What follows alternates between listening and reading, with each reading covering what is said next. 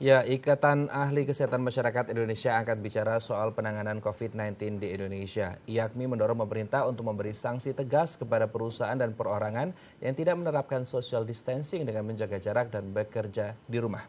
Iya, dan kita telah terhubung dengan Dr. Syahrizal Syarif, pakar epidemiologi FKM UI. Halo Pak Syarif. Halo Pak Syarif. Selamat pagi. Selamat pagi Pak Syarif. Ya, Ya, Pak Syarif, ini dimulai dari awal Maret ini sebenarnya sudah ada kemudian istilah social distancing yang diterapkan oleh pemerintah dan dianjurkan kepada kita untuk melakukannya di lapangan seperti itu. Apakah sejauh ini penerapan dari social distancing sudah efektif, Pak Syarif? ya. Pertama kita harus tahu apa tujuan utamanya ya. Jadi eh, sumber penularannya adalah orang yang sakit.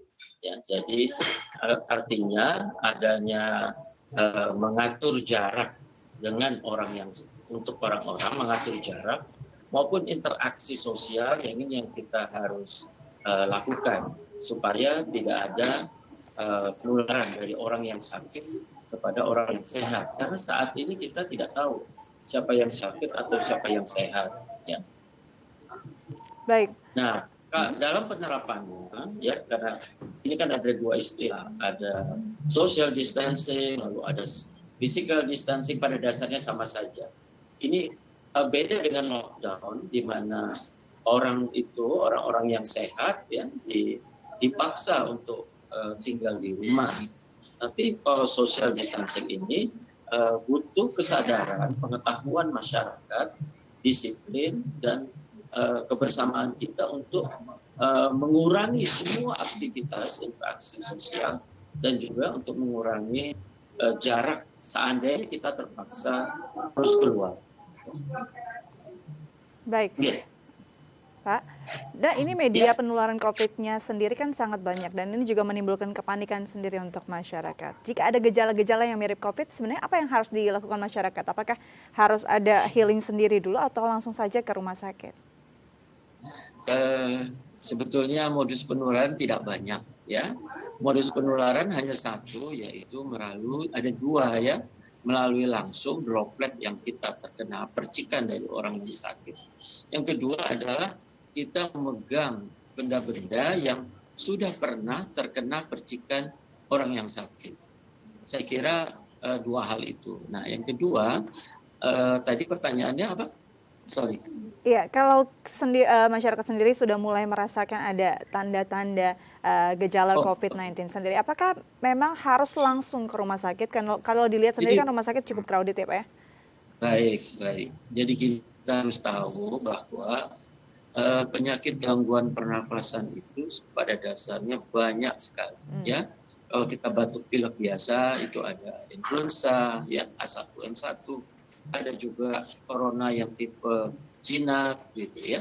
Jadi sebetulnya ketika kita mengalami demam, batuk pilek gitu ya, saya kira langkah yang pertama adalah kita harus tinggal di rumah. Ya, paling tidak 3 hari kita istirahat di rumah, minum obat-obat penurun panas ya, makan yang baik. Yang penting adalah tidur, karena tidur adalah healing proses ya. Jadi itu dulu yang kita lakukan.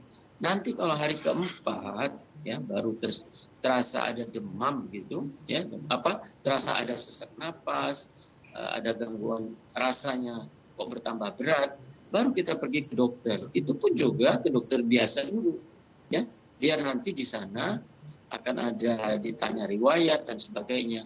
Apakah kita perlu dirujuk ke rumah sakit rujukan atau tidak ya. Jadi jangan kalau kita batuk pilek terus langsung kita telepon rumah sakit rujukan ya. Jadi saya kira itu yang mesti kita lakukan.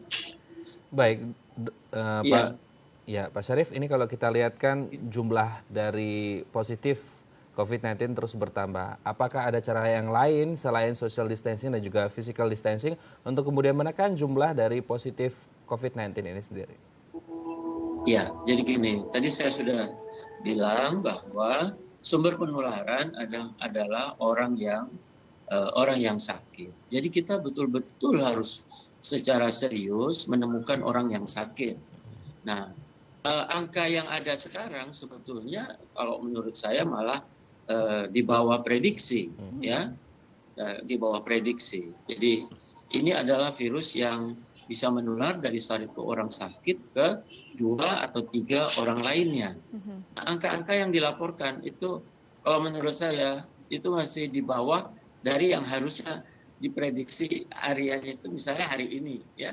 Itu perkiraan saya sekitar sudah mencapai angka 100 per hari, tapi ternyata masih 65 misalnya, ya.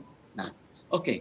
Jadi kita berharap ya dengan adanya kebijakan rapid test misalnya, ya asal dilakukan pada orang yang tepat, bukan mengejar target, ya. Sebagai contoh misalnya Bekasi diberikan sama Jawa Barat 1000 tes, ya. Ini seolah-olah ini ada target gitu. Jangan, ya. Kita tetap fokus bahwa yang harus diperiksa adalah mereka yang kategori, nah pertama adalah ODP, ya. Yang kedua yang pasien dalam pengawasan yang belum, ya, yang baru.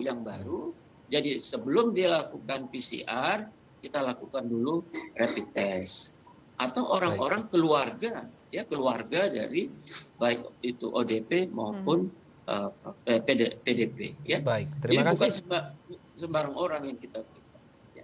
Baik, terima kasih Pak Syarif Ya. atas informasinya. Kita doakan Indonesia segera terbebas dari COVID-19, ya. Terima kasih Pak Syarif.